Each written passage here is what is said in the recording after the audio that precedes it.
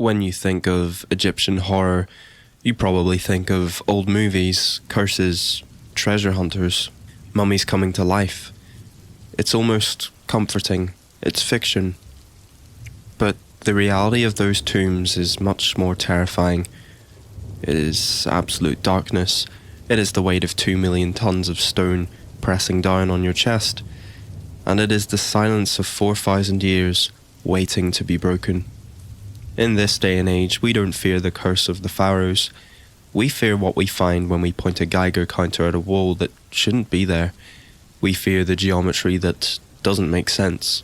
I have pulled 3 stories from the registry that prove that some doors just should never be opened. Get comfortable, turn off the lights, and whatever you do, don't look at the corners of your room.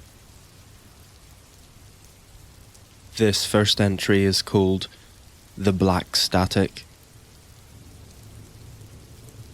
The desert doesn't have a silence. That's a myth people tell you in the movies. The desert always has a sound. It has the wind hissing over the dunes, the thermal cracking of rocks as they cool in the twilight, the blood rushing in your own ears. But Sector 4 was different. My name is Julian Hames. I was the lead surveyor for a ghost crew. We were off the books and paid in cash.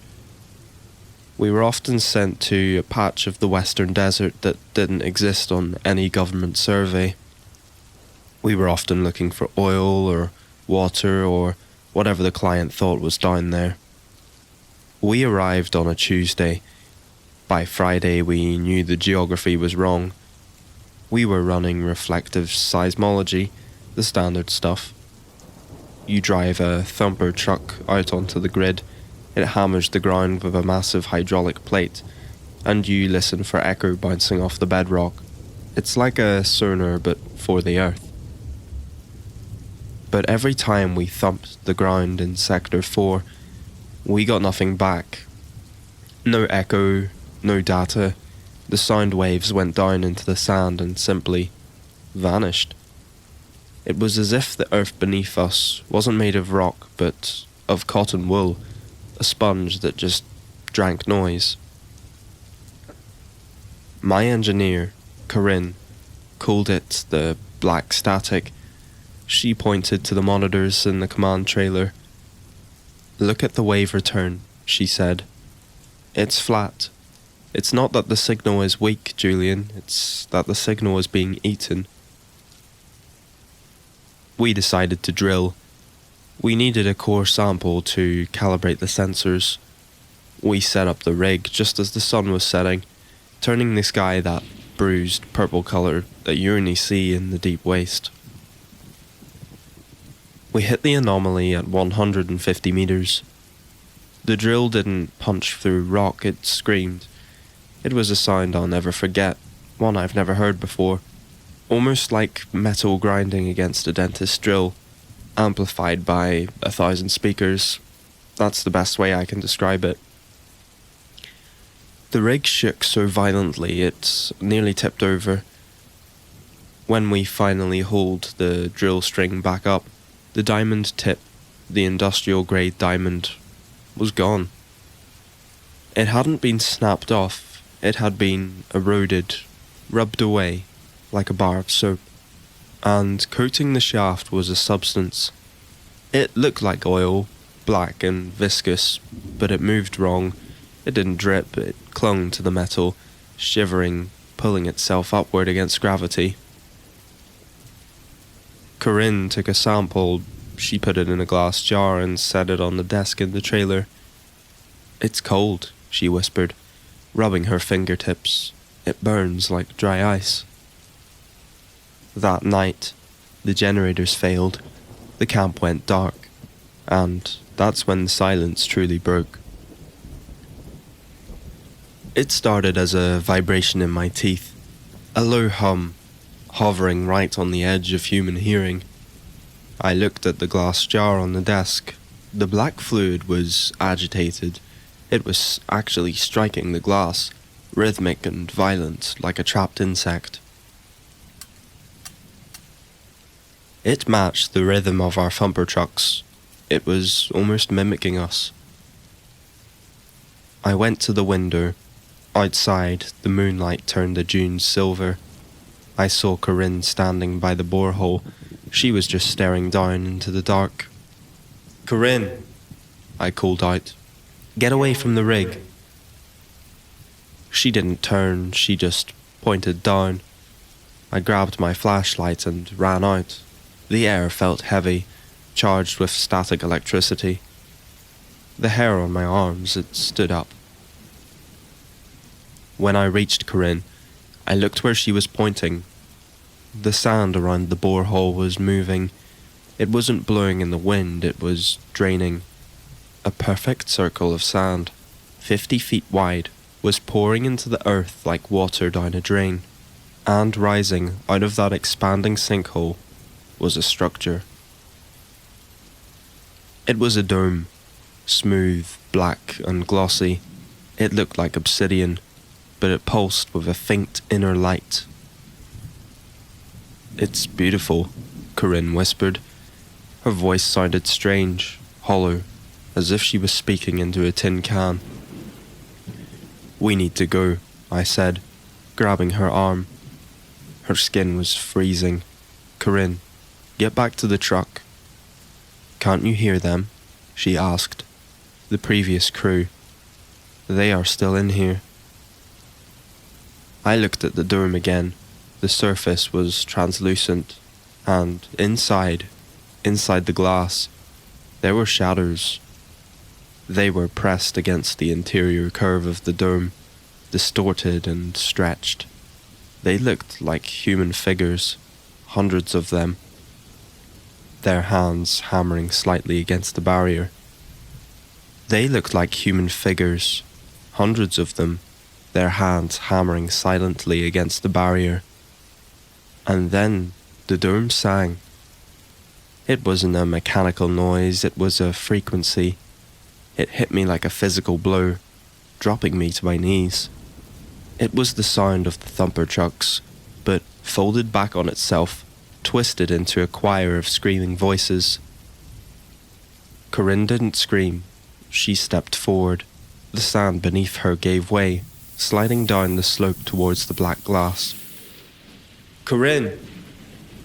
I lunged for her, but the sand was moving way too fast. It was pulling her in. She didn't fight it. She turned to look at me one last time. Her eyes were gone, replaced by pools of that same black, oily fluid.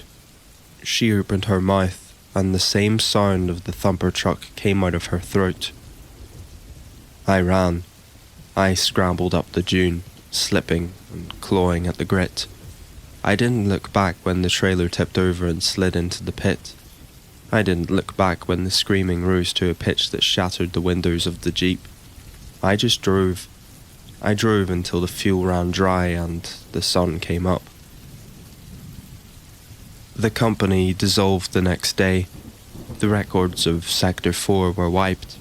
But sometimes, when it's quiet, when I'm lying in bed and the traffic outside dies down, I can still hear it. I can hear the rhythm in the pipes of my house. It's almost like it knows where I am, and it's waiting for me to listen.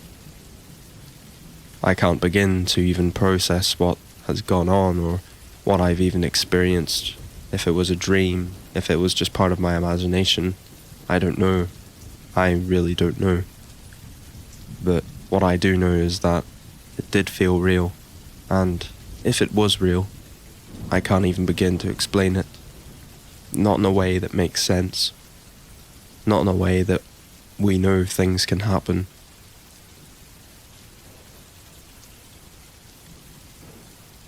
This next entry is called Site Omega. The map they had been given was wrong. That was the first thing Commander Graves noticed.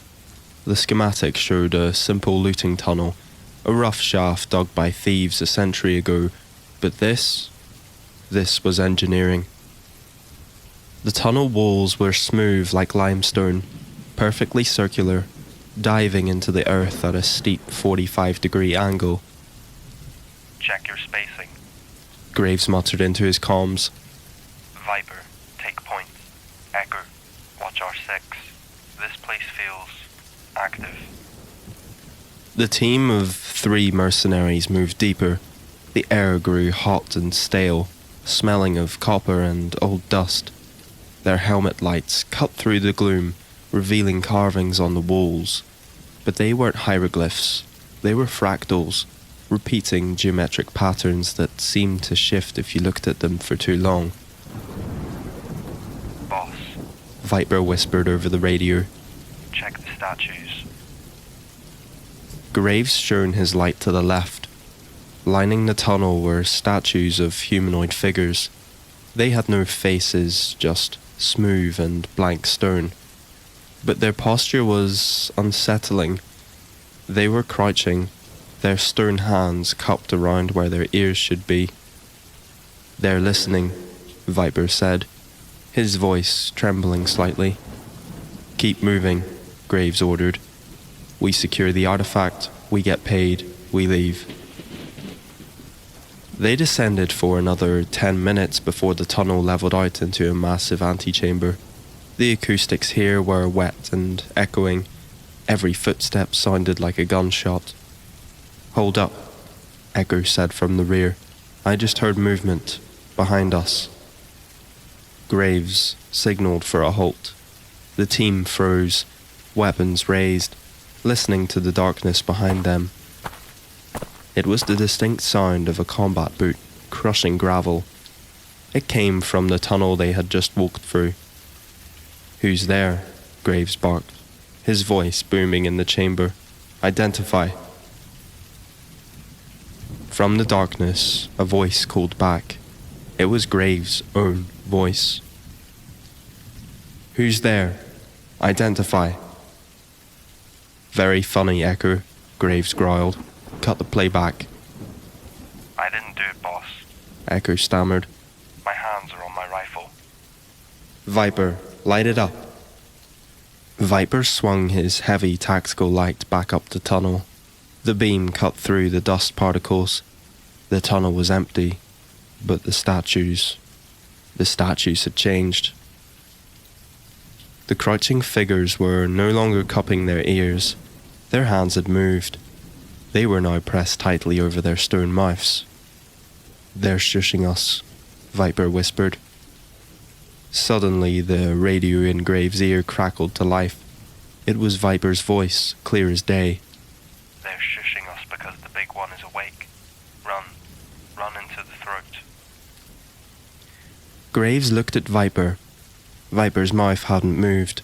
The kid was staring at his radio in horror. "Boss, that wasn't me."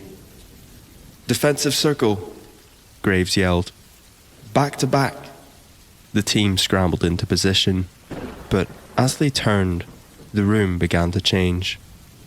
The walls of the antechamber rippled, the smooth limestone softened, turning porous and wet. The fractal carvings opened up, revealing themselves to be thousands of tiny vibrating gills. "My leg!" Echo screamed. "Something has my leg!" Graves spun around. Echo was being dragged upward, not by a rope, but by the ceiling itself. A long, translucent tongue had dropped from the darkness, wrapping around the mercenary's ankle. Graves opened fire. The muzzle flash illuminated the creature on the ceiling. It was massive, pale and spindly, with limbs that had too many joints, but it had no face. Where its head should be, there was just a massive, fleshy slit that vibrated with sound. The creature didn't roar, it spoke. It mimicked the sound of the gunfire perfectly, amplifying it into a sonic weapon. The shockwave knocked Graves off his feet. "Viper, the exit!" Graves screamed, scrambling in the dust. "There is no exit!" Viper yelled back. He was pointing his light at the way they came in. The tunnel was gone. The stone had fused shut, and in its place was a long, spiraling ramp leading further down. The geometry is looping, Graves realized. It's funneling us. The radio crackled again. This time it was a chorus of voices, Graves, Viper, and Echo, all speaking in unison, a terrifying digital harmony. Digestion imminent. Please proceed to the lower stomach. Graves looked at Viper. The kid was hyperventilating. We need to make a new door, Graves said, reaching for his demolition pack. Viper, give me the C4. We're blowing the wall. Viper turned to look at him, but under the glare of his tactical light, Graves saw something that stopped his heart. Viper's face was smooth. His eyes were gone. His mouth was gone. He looked just like the statues. The thing wearing Viper's clothes raised its hand and cupped where its ear used to be. It was listening for the explosion. This was the end of the footage in which was found. No one knows what happened to these men, but whatever did, it can't be good.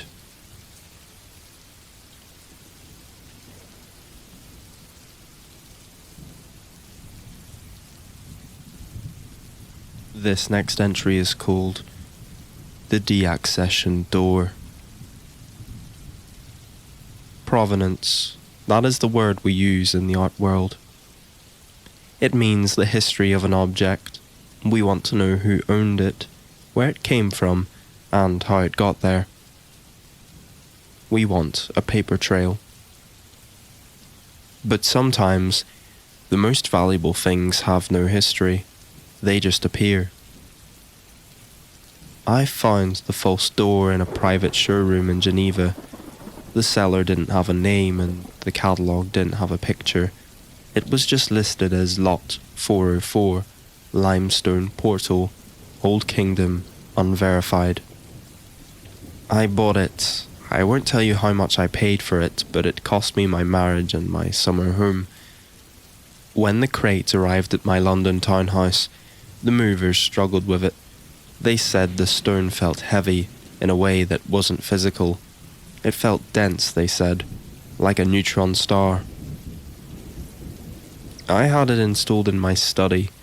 It was magnificent. A 2-meter slab of limestone, carved to look like a doorway, but solid. The ancient Egyptians believed these false doors allowed the souls of the dead to pass between worlds. But this one was different. The central niche, the part of the door that represents the passage, wasn't painted. It was coated in a substance that drank the light. When I shone my desk lamp on it, the beam just stopped. It was like looking into a deep, endless well. The changes started slowly. First it was the temperature. My study became freezing. I would turn the heating up to full, but I could still see my breath misting in the air. Then it was the sounds. At night, sitting at my desk, I would hear scratching. It sounded like fingernails on stone, slow and rhythmic. It was coming from the other side of the solid rock. I told myself it was rats in the wall. I told myself it was the plumbing. But then came the dust. I woke up one morning to find the room covered in a fine grey powder. It wasn't dust, it was sand. Ancient, desiccated sand. I swept it up, but an hour later, it was back. It was pouring out of the niche in a slow, steady trickle. I should have called a museum. I should have called the police. But I couldn't. I was obsessed. I found myself sitting in the chair for hours just staring into that black rectangular void. I felt welcomed. One night, about 3 weeks in, I decided to measure the depth of the niche. Physically, the carving is only about 4 inches deep, so I took a metal tape measure and pushed it into the blackness. 4 inches went in, then 5, then 10, then 3 feet. I kept pushing. The metal tape hissed as it slid into a space that just shouldn't exist. I fed 20 feet of steel into a solid stone wall. When I tried to pull it back, something pulled against me. It was a gentle tug at first, then a violent jerk. I dropped the tape measure, and it vanished into the dark with a clatter that sounded like it fell down a long, deep stairwell. I heard a voice just then. It didn't come from the door, it came from inside my own head. "The door is not for the dead," it whispered. "The door is for the unfinished." I understood then this wasn't a religious artifact. It was a disposal chute. It was where the ancient builders threw the things that came out wrong, the mistakes, and now I had opened the lid. I'm recording this because I can't leave the room anymore. The door to my study is locked, but I didn't lock it. The handle had disappeared. The wood has turned into stone. My study has become the tomb. And the false door? It's opening. The blackness is spilling out like ink. It's covering the floor. I can see feet standing in the ink. Pale, long feet. They were waiting for me. They want to show me where the tape measure went. If you find this recording, do not look for lot 404. Don't check the auction records. Just let it stay lost.